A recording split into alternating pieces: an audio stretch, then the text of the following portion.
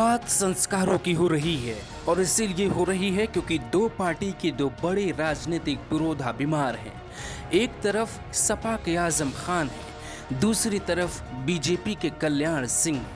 कल्याण सिंह के चरणों में योगी हर रोज नतमस्तक है और दूसरी ओर आजम खान से मिलने अखिलेश यादव भी पहुंचे।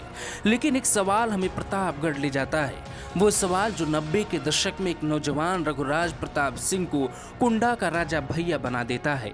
कल्याण सिंह की सरकार में राजा भैया को पहली बार मंत्री बनाया गया।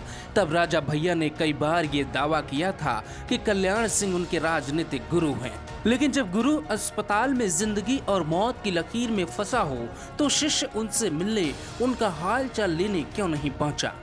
अब आपको विस्तार से बताते हैं वो कहानी जो शायद इसके पहले आपने नहीं सुनी होगी। किस्सा है साल 1995 का। प्रतापगढ़ के दिलेरगंज गांव में एक बड़ा हादसा हुआ। उसके बाद राजा भैया का नाम लावे की तरह लोगों के पैरों में चिपक गया। जो जहां सुनता ठिठक जाता। उस गांव में 20 घर जलाए गए थे। 3 मुस्लिम लड़कियों के साथ रेप हुआ था, फिर उनको मार दिया गया था। एक लड़के को गाड़ी से बांधकर पूरे गांव में खींचा गया। आग बुझाने गए लोग वापस लौट आए, पर जलते घरों से मात्र 100 मीटर की दूरी पर ही एक तालाब था। रिपोर्ट में यह दावा किया गया कि पानी की सुविधा नहीं थी, इसीलिए बचाया नहीं जा सका। लेकिन कहानी सबको समझ आ रही थी। इसके ठीक बाद कल्याण सिंह राजा भैया के गढ़ कुंडा पहुंचे और उन्होंने जो कहा वो सालों तक राजा के विरोधियों ने अपना नारा बना लिया। कल्याण सिंह बहुत नाराज थे। कुंडा में हुकार भरी और कहा, गुंडा विहीन कुंडा करो, ध्वस्त उठाए दो हाथ, यानी कुंडा को गुंडा से मुक्त करो। अब ये गुंडा कौन था, इसका जिक्र कल्याण सिंह ने सिर्फ इशारों में ही किया था। राजा भैया का करियर अभी शुरू हो रहा था और कल्याण सिंह की ये टिप्पणी उनके भविष्य को बर्बाद करने के लिए काफी थी। फिर राजा के सलाहकारों ने उन्हें सलाह दी कि कुछ ऐसा करो कि कल्याण सिंह खुश हो जाए, और राजा ने बिल्कुल वैसा ही किया। 1 साल पहले तक जो कल्याण कहते थे कि कुंडा विहीन गुंडा करो, उन्हीं कल्याण सिंह की सरकार में राजा भैया मंत्री बन गए। लेकिन कैसे, ये आप जानना चाहते होंगे, तो हम आपको बताते हैं। उसी वक्त राजा भैया ने एक मुख्यमंत्री के लिए कुछ ऐसा किया कि वो उनके करीबी हो गए और वो कुंडा वाली छवि को छोड़ कल्याण सरकार में मंत्री बन गए। लेकिन एक भविष्य की मुख्यमंत्री मायावती से ऐसा पंगा ले लिया कि आने वाले दिनों में राजा की मुश्किलें बढ़ने वाली थी। फिलहाल कल्याण सिंह की सरकार गिरने वाली थी, लेकिन राजा भैया ने बीएसपी के विधायकों को तोड़कर कल्याण सिंह की सरकार को बचा लिया और कल्याण की नज़र में हीरो बन गए। लेकिन मायावती से दुश्मनी ले ली। ये खबर उन दिनों अखबारों में खूब छपी। राजा भैया का खूब नाम हुआ।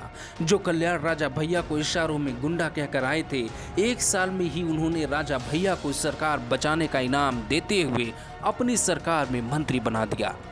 अब बात आती है संस्कारों की। कल्याण सिंह बीमार हैं, लंबे वक्त से अस्पताल में भर्ती हैं, लेकिन राजा भैया कल्याण सिंह से मिलने अस्पताल क्यों नहीं पहुंचे। राजनीतिक सद्भावना में वो पीछे कैसे रह गए। सोशल मीडिया पर ये बातें पिछले कुछ दिनों से चर्चा में हैं, लेकिन राजा भैया कल्याण सिंह से मिलने नहीं पहुंचे। जबकि योगी को मुलायम ने जेल डाला था, लेकिन जब 2018 में मुलायम सिंह यादव बीमार हुए थे तो योगी आदित्यनाथ उनसे मिलने पहुंच गए और बताया कि अगर राजनीति गंदी होती है तो स्वस्थ भी होती है। आने वाले दिनों में कयास लगाए जा रहे हैं कि योगी आजम खान से मिल सकते हैं। फिर राजा भैया कल्याण सिंह को कैसे भूल सकते हैं।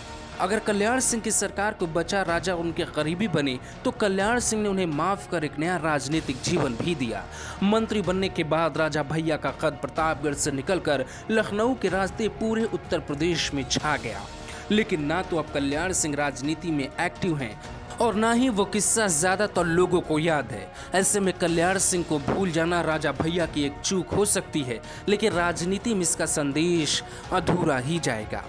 कल्याण सिंह की सरकार को बचाने का काम राजा भैया ने किया और फिर मायावती और राजा भैया एक दूसरे के जाने दुश्मन बन गए। मायावती सत्ता में आई तो राजा को एक आतंकी तक बता दिया और उन पर पॉक्सो एक्ट के तहत कार्रवाई भी की। राजा भैया के रहस्यमय तालाब को भी मायावती ने खुदवा दिया था, लेकिन मिला कुछ नहीं। ऐसे में राजनीति के जानकार मानते हैं कि जिसके लिए राजा भैया ने इतना दुख झेला, कम से कम उन्हीं कल्याण सिंह से मिलकर उनका हाल चाल पूछ लेना चाहिए था, ताकि राजनीति के जरिए जनता के बीच एक अच्छा संदेश जाता रहे। Bureau report, global Bharat TV.